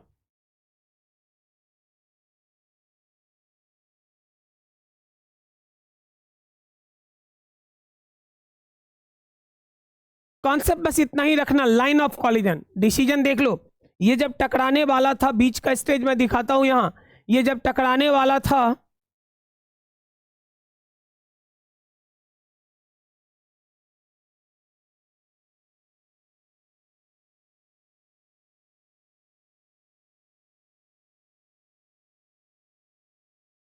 इसी लाइन पे ये चल रहा था, टेंजेंट खींचे ये वाला लाइन, यही तो हमारे लिए कोई और नहीं, क्या कहलाएगा, लाइन ऑफ कॉलिजन कहलाएगा।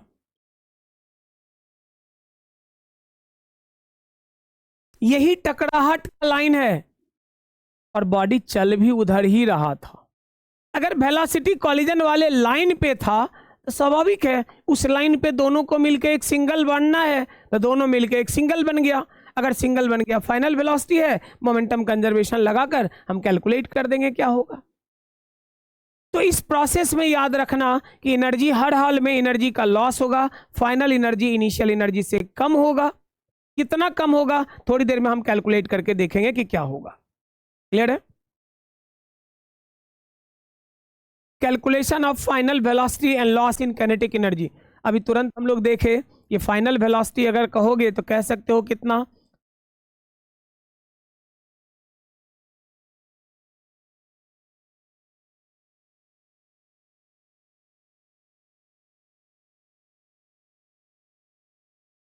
कहां से आया, तो पीछे का फॉर्मूला यहां देख लीजिए।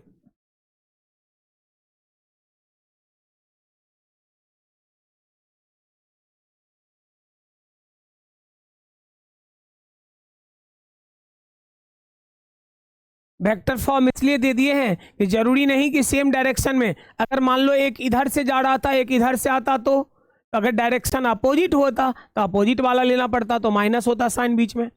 इसीलिए यहाँ पे मेंशन कर दिए, मतलब सेम डायरेक्शन अगर रहेगा जो डायग्राम में है आपका,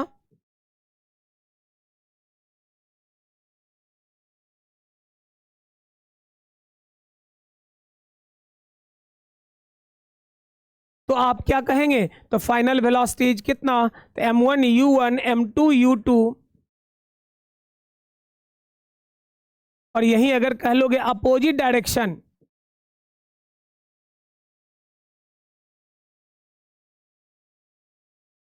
अपोजिट चलने का मतलब एक तुम्हारा ये m2 चल रहा था इधर और ये m1 चल रहा था इधर।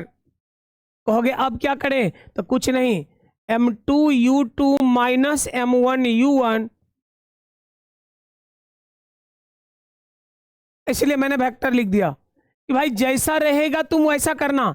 दोनों सेम डायरेक्शन में था, दोनों पॉजिटिव था, एक अपोजिट हो गया, अपोजिट वाले को निगेटिव लिए। कहोगे डिनोमिनेटर में नहीं लिए, भाई डिनोमिनेटर में मास है, मास स्केलर क्वांटिटी है, भला किस बात का निगेटिव हुआ तू ही बता।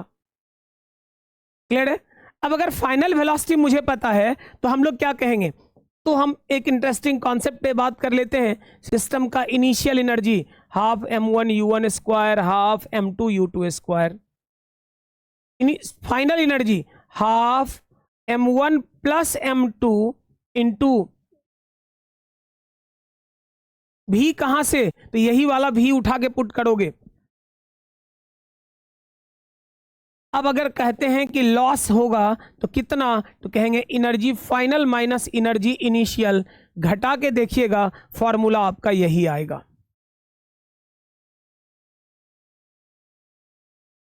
कि half m1 m2 by m1 plus m2 into भी रिलेटिव का स्क्वायर। भी रिलेटिव का स्क्वायर मतलब ऑप्शन क्या है, सेम डायरेक्शन।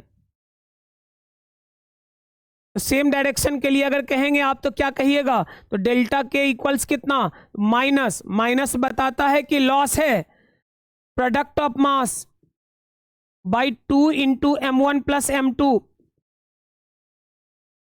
सेम डायरेक्शन है, इसका मतलब u1 माइनस u2 का स्क्वायर। यही अगर कहोगे कि सेम नहीं था सर अपोजिट था, कोई बात नहीं, अपोजिट सब कुछ वही रहेगा, minus m1 m2 divided by 2 into m1 plus m2, opposite है इसलिए u1 प्लस,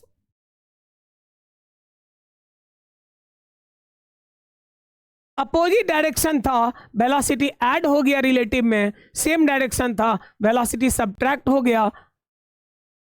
एक बात ध्यान से देखना कि कहेगा मैक्सिमम लॉस, कई एक बार कहता है परफेक्टली इनइलास्टिक में नहीं कहेगा सेम या अपोजिट डायरेक्शन, लेकिन बोल देगा मैक्सिमम लॉस एनर्जी का हुआ। सोच के देखो, सेम डायरेक्शन में ये माइनस, अपोजिट में ये प्लस, लॉस तो दोनों में हो रहा है, ज्यादा लॉस किस में है, तो स्वाभाविक रूप से अगर अपोजिट में चलेगा तो लॉस मैक्सिमम हो जाएगा। तो अगर कभी सवाल ये कहे कि लॉस मैक्सिमम है, इसका मतलब इनडायरेक्टली हिंट्स कर रहा है कि वो दोनों का दोनों ऑब्जेक्ट अपोजिट डायरेक्शन में चल रहा है, ये तय मान लो। क्लियर है ये? अब देखो एक सवाल बड़ा इंटरेस्टिंग, बाकी बेसिक कॉन्सेप्ट पे तो सवाल रहता है, लेकिन ये बड़ा इंटरेस्टिंग सवाल है जो कॉलिजन के पूरे फंडा को खोल के रख देगा। प्रॉब्लम ने कहा पार्टिकल मास m है, प्रोजेक्टेड u से थीटा एंगल पे, rough horizontal surface, coefficient of friction mu, collision between particle and surface is perfectly inelastic, find displacement covered by particle before coming to rest. ठीक है, ये एक projectile का सवाल है। इधर से u स्पीड से आपने थीटा एंगल पे फेंका, ये आपका x एक्सिस है, ये आपका y एक्सिस है।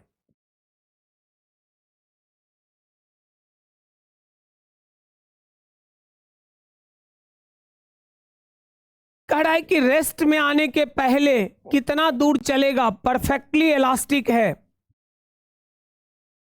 परफेक्टली इनएलास्टिक है। तो बच्चे यही मानते हैं कि भाई परफेक्टली इनएलास्टिक है, इसका मतलब यही कि जब टकरा जाएगा ना तो वहां रुक जाएगा। कहोगे गड़बड़ी क्या है? बहुत बड़ा गड़बड़ है ये। अलोंग लाइन ऑफ कॉलिजन दोनों कोलाइडिंग बॉडी का फाइनल वेलोसिटी सेम होगा। टकराया ग्राउंड से है, ग्राउंड चल नहीं सकता, इसीलिए along line of collision particle का वेलोसिटी उस लाइन पे, जिस लाइन पे टक्कर हो रहा है, जीरो हो जाएगा। ये मैं सहमत हूं, मैं मानने को ये तैयार नहीं कि यहां रुक जाएगा। जरा सोच के देखो क्या होने वाला है यहां।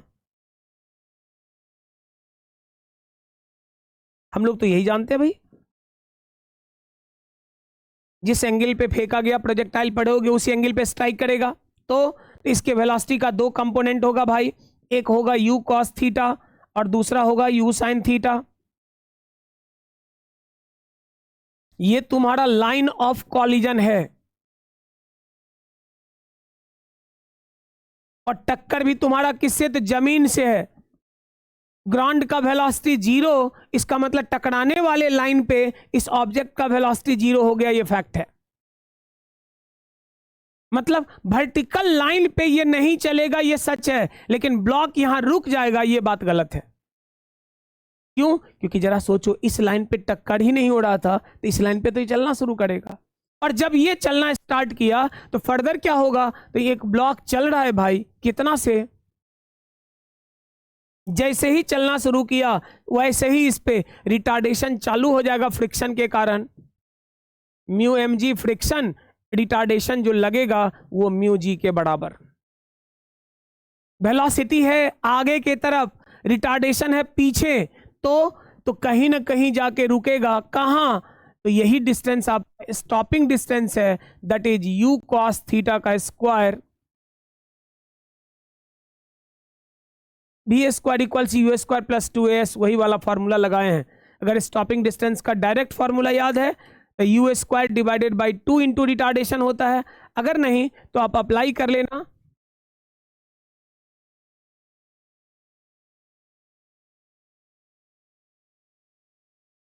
अब आप देख लो, आप कहोगे s का वैल्यू कितना आता है? U square cos square theta by 2 mu g. मतलब यहां के बाद ये यहां तक जाएगा, वो डिस्टेंस आपने कैलकुलेट कर लिया रुकने के पहले, और ये तो पहले से ही आपने निकाला हुआ है, u square sine 2 theta by जी।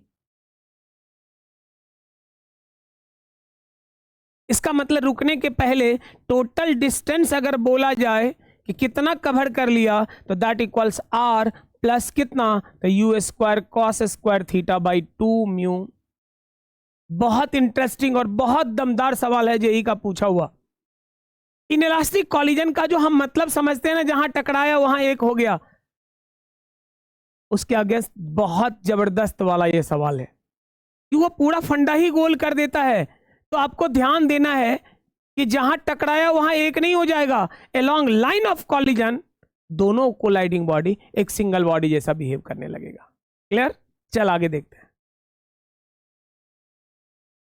कहता है इनइलास्टिक कॉलिजन। इनइलास्टिक मतलब ना तो परफेक्टली इलास्टिक है ना परफेक्टली इनइलास्टिक है, परफेक्शन नहीं है। ना तो चिपक के एक हो गया कोलाइडिंग लाइन पे, और ना तो एनर्जी को कंजर्व रहने दिया, थोड़ा थोड़ा डिफॉर्मेशन करा लिया यार। अब क्या होगा? वहां न्यूटन सर का ये formula velocity of separation by velocity of approach minus e, ये क्या है, कॉफिशिएंट ऑफ रेस्टिट्यूशन है। ये प्रॉपर्टी ऑफ मटेरियल है, कुछ नहीं है।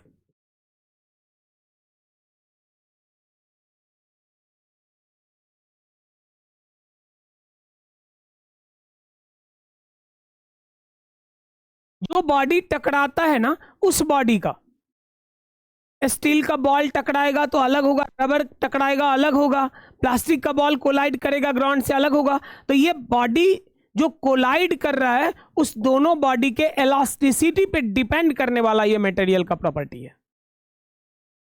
क्या होता है तो कहोगे परफेक्टली इलास्टिक के लिए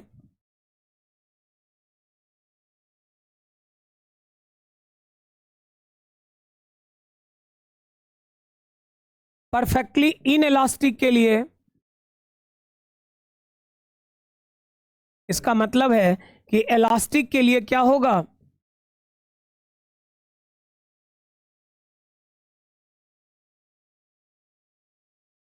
zero is less than E is less than.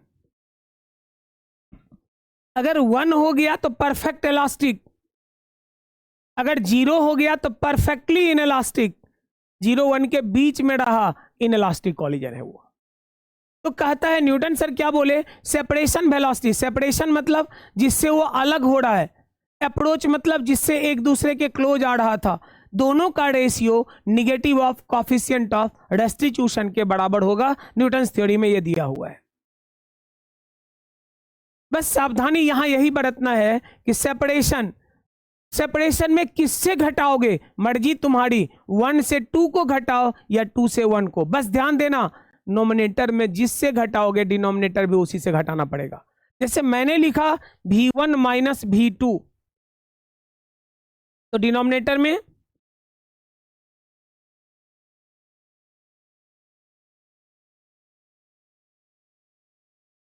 Nominator में अगर लिखे v1 माइनस v2 तो डिनोमिनेटर में लिखे u1 माइनस u2। अगर नोमिनेटर में लिखते v2 माइनस v1 तो डिनोमिनेटर में लिखना पड़ता u2 माइनस u1। जो लिखते दोनों में लिखते, निगेटिव ऑफ रेस्टिट्यूशन के बराबर होता। क्लियर है? अगर ऊपर लिख दें v2 माइनस v1 तो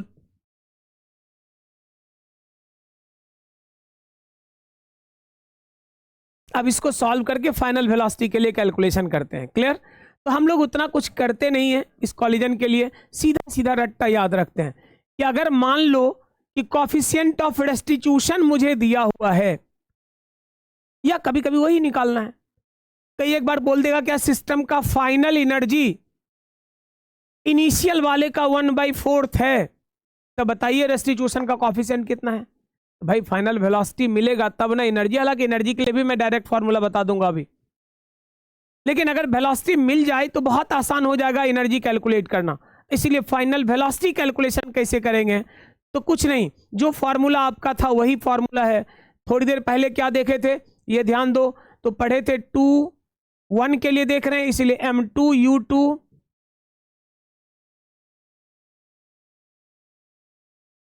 1 का बात हो रहा है, तो m1 माइनस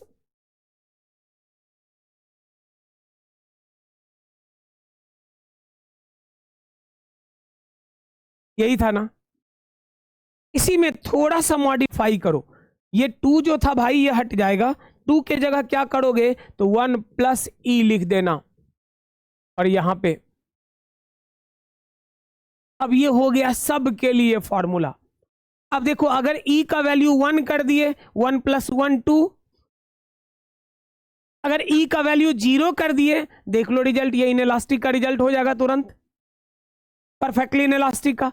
तो आपको कॉन्सेप्ट इतना ही याद रखना है कि कुछ नया हमें नहीं करना भाई, सीधा सीधा कॉन्सेप्ट लेके चलना है कि ये वाला फॉर्मूला याद रखेंगे, 1 + e m2 u2 by m1 + m2 plus m1 minus e m2 by m1 + m2 into. इसी तरह अगर 2 के लिए देखें तो देख ये 2 के लिए देखें तो 2 के लिए देख लो क्या लिखा हुआ है, 1 + e m1 u1, 2 m1 u1 होता था तो 1 + e इंटू m1 u1 यहां पे। अब अगर मान लो पूछा गया, यहां तो बड़ा सा दिख रहा है, ई दिया रहेगा कैलकुलेशन छोटा रहेगा, क्योंकि मास दिया रहेगा, वेलोसिटी, इतना सारा कुछ अननोन थोड़ी रहेगा यार। 2 किलो 4 किलो दिया रहेगा, जोड़ेंगे तो कैलकुलेशन एकदम इजी हो जाएगा। अब अगर मान लो आपको फाइनल एनर्जी निकालना है, तो पहला बॉडी के लिए half m1 into v one square, दूसरा के लिए हाफ m2 v2 स्क्वायर। आसान तो है अब काम, क्लियर है ये? तो फाइनल वेलोसिटी आप कैलकुलेट कर सकते हैं इसकी मदद से। सिस्टम का कह रहा है काइनेटिक एनर्जी क्या होगा सिस्टम का, अगर याद रह सके तो मेरा सजेशन होगा, ये बेस्ट रिजल्ट है, बहुत मुश्किल नहीं है। काइनेटिक एनर्जी में 1/2 याद रहेगा, एकदम याद रहेगा। डिनोमिनेटर में m1 प्लस m2 याद रहेगा, एकदम याद रहेगा, वो रहेगा।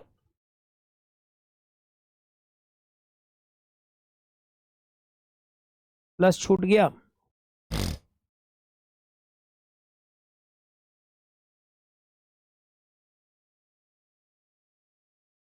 समेशन ऑफ मास है, याद रखना।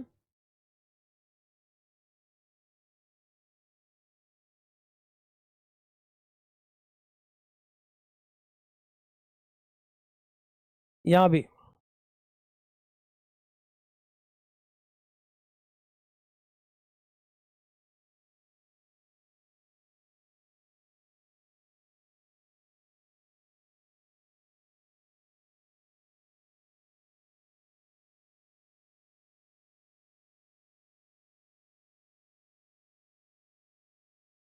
देख लो, सिस्टम का अगर एनर्जी लॉस पूछेगा, तो एनर्जी लॉस का जो फॉर्मूला आपने पढ़ा था वही है, उसमें गड़बड़ कुछ नहीं हुआ है। बस बदलाव एक बात का हुआ कि यहां पे 1 माइनस ई का होल स्क्वायर के बराबर। अगर मान लो परफेक्टली इन इलास्टिक रहा, तो ई का वैल्यू 0। अगर ई का वैल्यू 0 करेंगे तो देखो जो याद किए थे वही फॉर्मूला है कि नहीं, लॉस का मतलब माइनस तो है ही। अगर कहोगे नहीं सर परफेक्टली इलास्टिक था, तो अगर परफेक्टली इलास्टिक था तो ई का वैल्यू 0 कर दो। ई का वैल्यू 0 का मतलब हो गया ऑटोमेटिकली ये लॉस आपका कितना के बराबर, तो 0 के बराबर। जैसे 1 माइनस 1 0, इसका मतलब एनर्जी का लॉस नहीं होगा। क्लियर है? तो हम लोग यही कहेंगे कि एनर्जी का लॉस होगा या नहीं होगा, कितना होगा वैल्यू। क्लियर? अगर फाइनल एनर्जी पूछता है तो 1/2 सही है, m1 प्लस m2 सही है। अब देखो m1 के मास का square m1 square plus e square m1 m2 u1 square, m2 square e square m1 m2 into u2 square plus 2m1 m2 u1 u2 1 minus e square. यहां अगर restitution का coefficient दिया हुआ है, specially JEE के बच्चों को तो मैं बोलूंगा कि याद कर लेना, क्योंकि तुम्हारे बहुत काम का है। रेस्टिट्यूशन कॉफिशिएंट देकर बार बार सवाल तुम्हें परेशान करने के लिए आता है, या रेस्टिट्यूशन कॉफिशिएंट ही कभी कभी पूछ देता है ये कहते हुए कि फाइनल एनर्जी इनिशियल का 1/4 है। तो भाई अगर मास वेलोसिटी सारा कुछ दिया हुआ है, तो डायरेक्ट फाइनल इक्वल्स इनिशियल का 1/4 करोगे, एक ही अननोन होगा, एक इक्वेशन से ही तुम्हारा सवाल निकल जाएगा। क्लियर है? तो मैं तो यही कहूंगा भाई कि ये दोनों जो है वो कुछ मत करो, 3-4 बार लिख के प्रैक्टिस करो। 1/2 m1 m2 1/2 m1 plus m2, nominator में क्या, तो m1 square plus e square m1 m2, m1 square plus e square m1 m2, bracket के बाहर m1 स्क्वायर था तो u1 स्क्वायर। आगे बढ़ो, m2 square plus e square m1 m2, फिर से वही, लेकिन m2 स्क्वायर था इसलिए u2 स्क्वायर। अब plus 2m1 m2 u1 u2 1 minus e square. तो बहुत मुश्किल नहीं है, थोड़ा प्रैक्टिस करना पड़ेगा, लेकिन करोगे तो सवाल भी बहुत आसानी से बनने लगेगा। क्लियर? चलो, velocity of rebouncing in case of collision with rigid surface. Rigid surface से या रिजिड वॉल से टकराने के बाद ध्यान देकर देखो, दो बॉडी है अपना, ये मान लो ये आ रहा था ऊपर से, ये यहां आके टकराने के ठीक पहले मैं दिखाता हूं।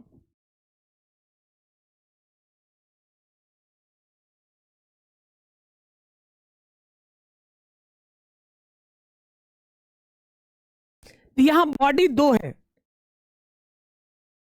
बॉडी पहला बॉल है, दूसरा ग्राउंड है। पहला बॉडी कौन है? वो बॉल है जो आ रहा था टकराने। दूसरा कौन? ग्राउंड है। इसके बारे में अच्छे से समझो, इसका इनिशियल वेलोसिटी भी 0 है और ये तो भैया फाइनल भी क्या है? तो 0 है। तो आप कहोगे velocity separation by v approach, जिससे सेपरेट हो रहा है। मान लो ये अलग हो रहा है, मैं कह रहा हूं बॉल में से घटा रहा हूं,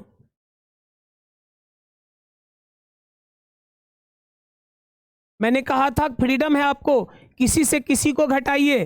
तो हम लोग बॉल से ग्राउंड को घटा रहे हैं। अगर बॉल से ग्राउंड को घटा रहे हैं तो बॉल का वेलोसिटी जरा देख लो कितना,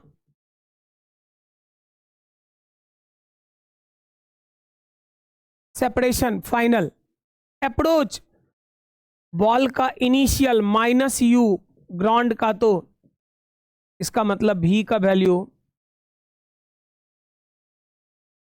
तो एक बॉडी अगर रिजिड रहे तो हमेशा याद रखना कि अलोंग लाइन ऑफ कॉलिजन जो इनिशियल वेलोसिटी था that multiplied with E, along line of collision, मैं नहीं बोल रहा velocity, along line of collision जो इनिशियल वेलोसिटी था उसको ई से मल्टीप्लाई करो, रिबॉन्सिंग वेलोसिटी हो जाएगा।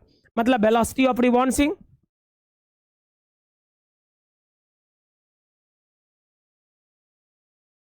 ई into colliding velocity along line of collision. Colliding velocity वही है, दूसरा कोई कोलाइडिंग वेलोसिटी है भी नहीं। तो जिस वेलोसिटी से टकराने वाला था ना उसको ई से मल्टीप्लाई करो, रिबॉन्सिंग वेलोसिटी ऑलवेज वही रहेगा।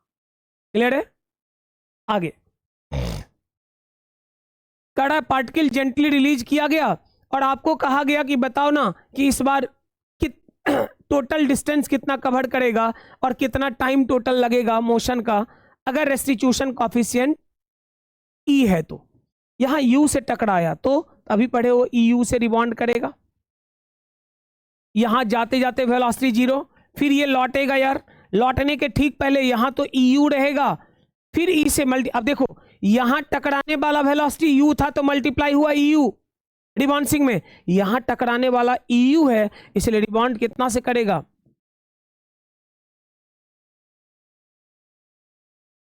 फिर यहां टकराया, फिर अगर मान लो रिबॉन्ड करेगा तो यहां ई स्क्वायर्ड यू से टकराया है तो e to the power 3 and so on होता चला जाएगा। कड़ा इस प्रोसेस में टोटल कितना डिस्टेंस कवर करेगा और टोटल टाइम कितना टेक करेगा ये कैलकुलेट करो। तो मैं बोलूंगा कि ये तो h ठीक है, इस बार कितना, तो ये h1 का वैल्यू, इस बार कितना, ये h2 का वैल्यू। तो जरा h1 देखो, अंडर ग्रेविटी में अगर फेंका गया ई से तो क्या कहोगे? तो ई यू का square divided by 2g।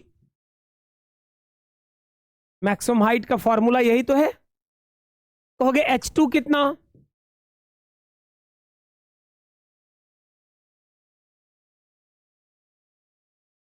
E square you का square divided by 2g। h3 कितना, h4 कितना होता चला जाएगा। क्लियर है? ये कोई दिक्कत है बोलो? कहेगा टाइम कितना टेक करेगा, तो यार पहली बार में टाइम तो टेक करेगा t1 रूट ओवर 2h/g, दूसरी बार में कितना, तो रूट ओवर 2h1/g, तीसरी बार में कितना, root over 2h2/g and so on, यही तो टाइम होता चला जाएगा। तो पार्टिकल को जब आप फेंकिएगा या ड्रॉप कीजिएगा तो कॉलिजन के बाद रिबॉन्ड करेगा, रिबॉन्सिंग वेलोसिटी क्या होगा, हाइट कितना कवर करेगा, चीजें क्लियर है? एक ही फॉर्मूला याद रखना, अलोंग लाइन ऑफ कॉलिजन टकराने के बाद वाला velocity coefficient of restitution into टकराने के पहले वाला वेलोसिटी के बराबर होगा। क्लियर? चलो आगे देखते हैं। अब कहा गया भैया calculation of distance covered, total कितना डिस्टेंस आपके पार्टिकल ने कवर किया ये बात आपको बताना है जी। टोटल कितना डिस्टेंस कवर किया ये कैलकुलेट करना है। अभी तुरंत देख रहे थे, this is H1, this is H2, H1 क्या,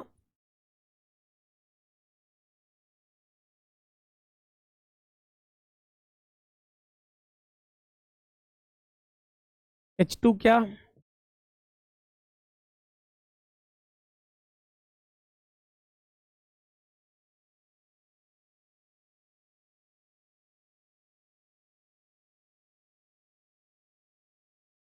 एंड सो ऑन होता चला जाएगा, क्योंकि हर बार टकराने पे E टाइम्स ज्यादा हो जाएगा वेलोसिटी। कह रहा है टोटल डिस्टेंस S कहोगे कितना, तो पहली बार में H, दूसरी बार में जितना ऊपर गया उतना नीचे आया, मतलब डिस्टेंस इज 2H1।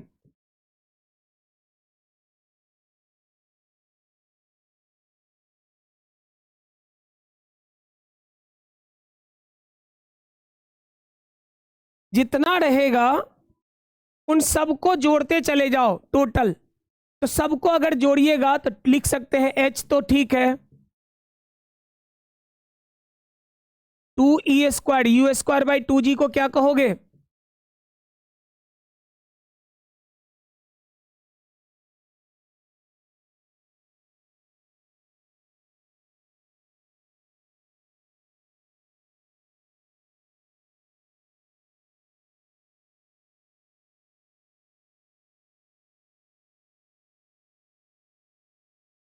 कॉमन लोगे H के फॉर्म में, कि H के लिए अगर कहें तो कह सकते हैं, H के लिए जरा देख लो U के फॉर्म में अगर कहें तो U कितना है भाई, U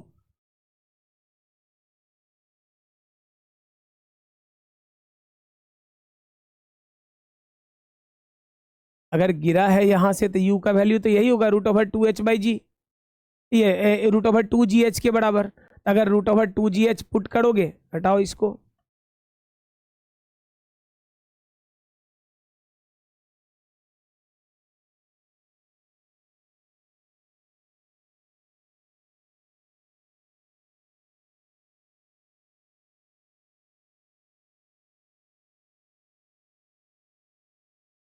क्योंकि U²/2G अरे होगा, और U²/2G यहाँ देख लो, U²/2G यही तो H है, तो आप क्या कहोगे E²H, फिर इसको भी करोगे e⁴ U²/2G, ये भी आप कहेंगे H, ये कह दो 2E²H 2e⁴H and so on. जोड़ते जोड़ते बेकार है, कितना करेंगे, ज्योमेट्रिक प्रोग्रेशन में दिख रहा है, आप सीधे सीधे कहेंगे H × 1 + E²,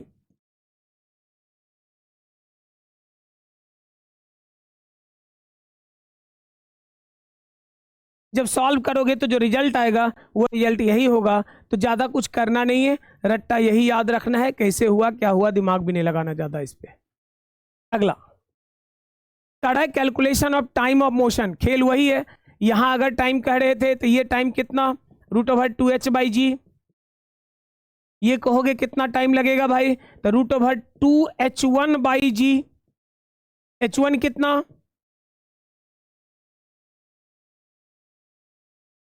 इसका मतलब E √2H/G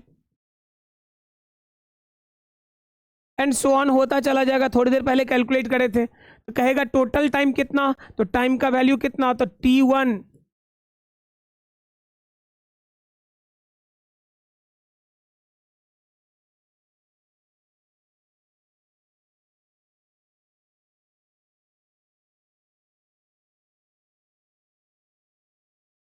पुटिंग गेटिंग करोगे जो आंसर आएगा वो √2H/G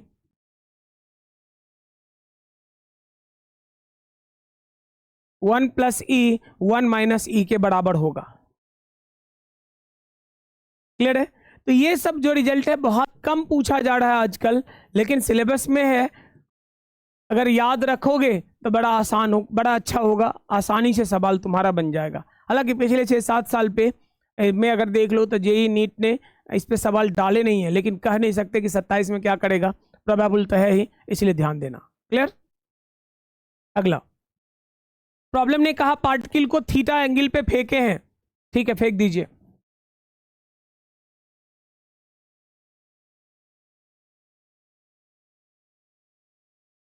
प्रॉब्लम का खुद का कहना है, मैं नहीं कह रहा हूं कि भाई रेस्टिट्यूशन का कॉफिशिएंट है, यू से फेंके यू है, ये एंगल तो यहां थीटा ही है।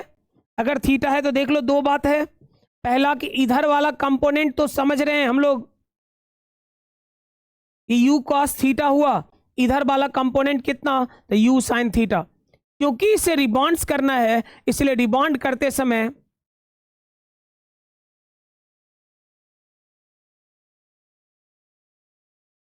हॉरिजॉन्टल इधर ले जाना चाहेगा, ये इधर, as a result of that problem ने यही कहा कि फर्स्ट और सेकंड स्ट्राइक के बीच में रेंज क्या होगा, कहां कहां के बीच में, फर्स्ट स्ट्राइक और सेकंड स्ट्राइक के बीच में रेंज क्या होगा, कैलकुलेट करो। भाई इसके बीच का अगर रेंज, ये फर्स्ट स्ट्राइक है, ये सेकंड स्ट्राइक है, इसके बीच का अगर रेंज कहा गया तो क्या कहोगे, 2 इंटू यू एक्स में इंटू यू वाई में डिवाइडेड बाई जी। 2 तो समझ में आ गया, यू एक्स मतलब u cos theta, u y का मतलब e u sine theta divided by, आप क्या कहिएगा, तो कह सकते हैं कि यू स्क्वायर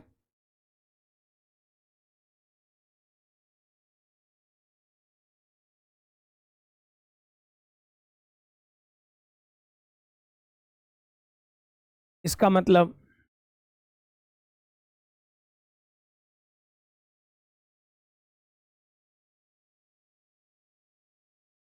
याद होगा अगर वेलोसिटी रेंज का फॉर्मूला, तो 2 into horizontal component into vertical component of velocity divided by g के बराबर।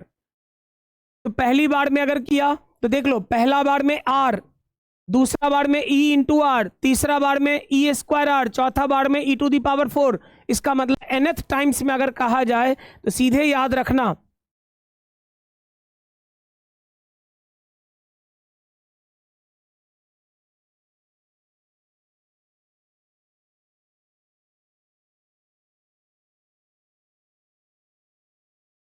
ठीक है, या ऐसे ही लिख दो nth टाइम्स के लिए direct e to the power, पहला और दूसरा स्ट्राइक के बीच में ई इंटू आर, दूसरा तीसरा के लिए ई स्क्वायर आर, तीसरा चौथा के लिए e to the power 3 r. तो अगर n और n+1 के लिए कहेगा तो e to the power n, लेकिन n-1 और n के बीच कहेगा तो e to the power n-1 into r के बराबर। क्लियर है?